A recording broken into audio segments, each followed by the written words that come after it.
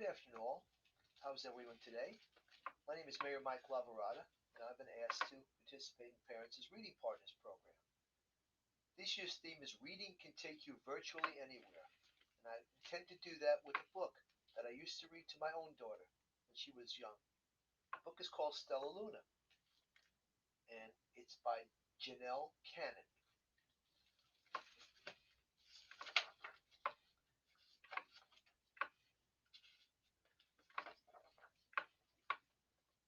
The story is about a little bat.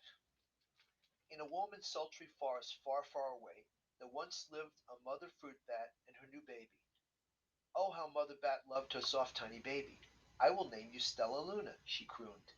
Each night Mother Bat would carry Stella Luna clutched to her breast as she flew out in search for food. Just to show you what Stella Luna looked like. She's adorable, isn't she? One night as Mother Bat followed the heavy scent of ripe fruit, an owl spied her. On silent wings, the powerful bird swooped down upon the bats. Dodging and shrieking, Mother Bat tried to escape, but the owl struck again and again, knocking Stella Luna into the air. Her baby wings were limp and as useless as wet paper. Down, down she went, faster and faster into the forest below. See her falling down.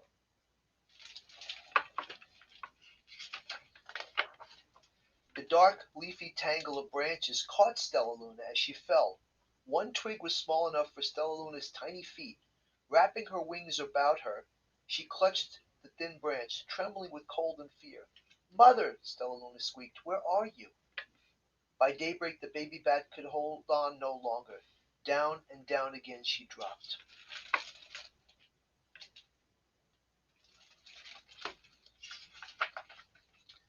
Flump! Stella Luna landed headfirst in a soft, downy nest, startling three baby birds who lived there.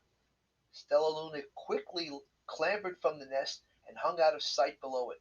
She listened to the babble of the three birds. "What is that?" cried Flap. "I don't know, but it's hanging by its feet," chirped Flitter.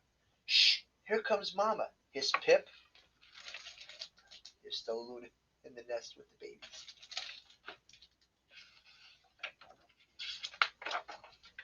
Many, many times that day Mama Bird flew away, always returning with food for her babies.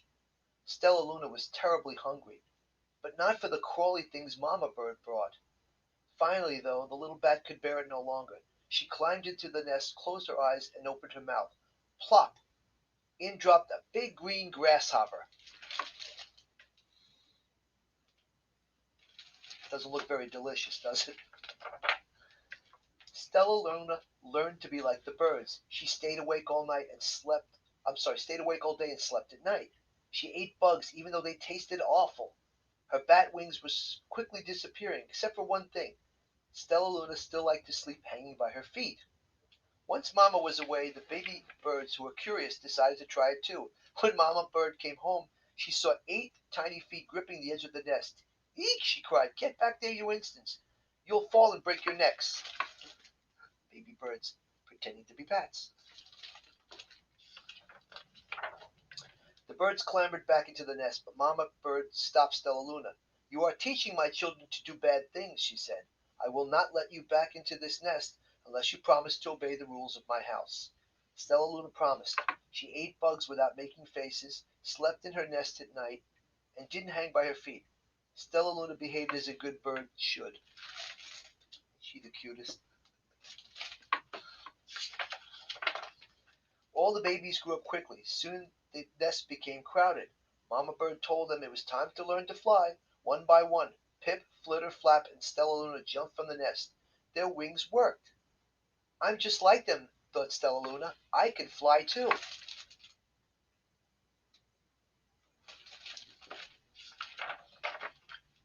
Pip, Flitter, and Flap landed gracefully on a branch. Stella Luna tried to do the same.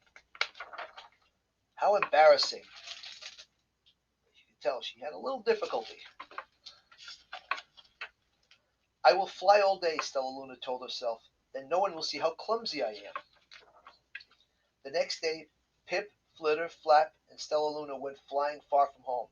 They flew for hours, exercising their wings. The sun is setting warned Flitter. "We had better get home or we will get lost in the dark." But Stella Luna had flown far ahead and was nowhere to be seen. The three anxious birds went home without her. All alone, Stella Luna flew and flew until her wings ached and she dropped into a tree. "I promised not to hang by my feet," Stella Luna sighed, so she hung by her thumbs and soon fell asleep. She didn't hear the soft sound of wings coming near.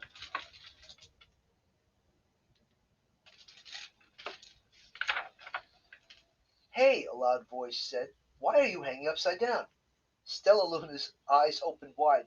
She saw a peculiar face. "I'm not upside down. You are," Stella Luna cried. "Ah, but you're a bat. Bats hang by their feet. You are hanging by your thumbs. So that makes you upside down," the creature said. "I'm a bat. I am hanging from my feet. That makes me right side up." Stella Luna was confused. Mama Bird told me I was upside down and said I was wrong. Wrong for a bird, but not for a bat.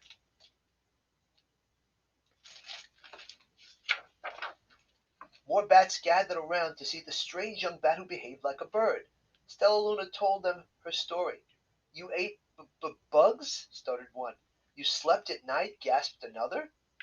"How very strange," they all murmured.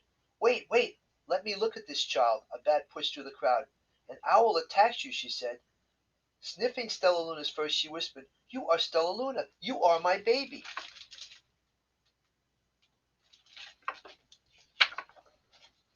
"You escaped the owl," cried Stella Luna. "You survived." "Yes," Mother Bat said, as she wrapped her wings around Stella Luna. "Come with me, and I'll show you where we will find the most delicious fruit. You will never have to eat another bug as long as you live."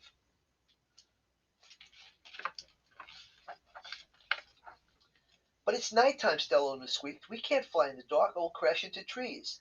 "We're bats," cried Mother Bird. "We can see in the darkness. Come with us." Stella Luna was afraid, but she let go of the tree and dropped into the deep blue sky. Stella Luna could see. She felt as though the rays of light shone from her eyes. She was able to see everything in her path.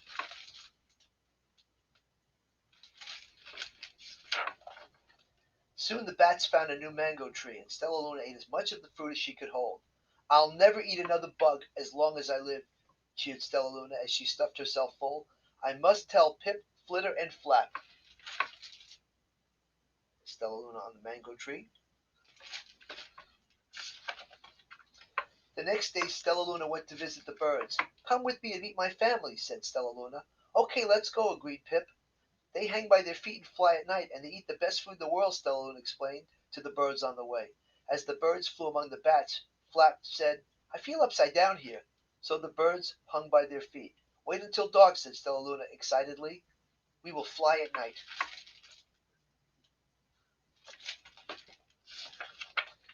When nighttime came, Stella Luna flew away. Pip, Flitter, Flap leapt from their tree to follow her. "I can't see a thing," yelled Flip. "Neither can I," howled Flitter. "I!" shrieked Flap. "They're going to crash," gasped Stella Luna. "I must rescue them." Stella Luna swooped down, grabbing her friends in the air. She lifted them to a tree, and the birds grasped onto a branch. Stella Luna hung from the limb above them. "We're safe," said Stella Luna. She sighed. "I wish I could see in the dark, too." "We wish you could land on your feet," Flip replied. Pip and Flap nodded. "How can we be so different and be so much alike?" mused Flitter. "And how can we feel so different and be so much alike?" wondered Flip. "I think it's quite a mystery," Flap chirped. "I agree," Stella Luna said. "But we're friends, and that's a fact."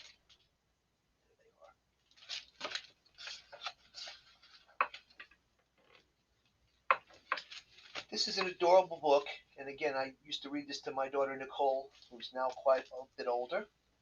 But it's a book that we all should take the time to read. It also shows us all how, just because we're different, and we may look different, we're all the same. And we should always love each other and take care of each other. And that's what this book is all about. I want to thank you for letting me be part of Parents as Reading Partners. I'm honored to be able to read, and I hope again that you'll take this book out from the library, and Lindenhurst Memorial Library has it, and you'll enjoy this book. Once again, I'm Mayor Mike Lavorata. Thank you so much. It was a pleasure, and have a great day.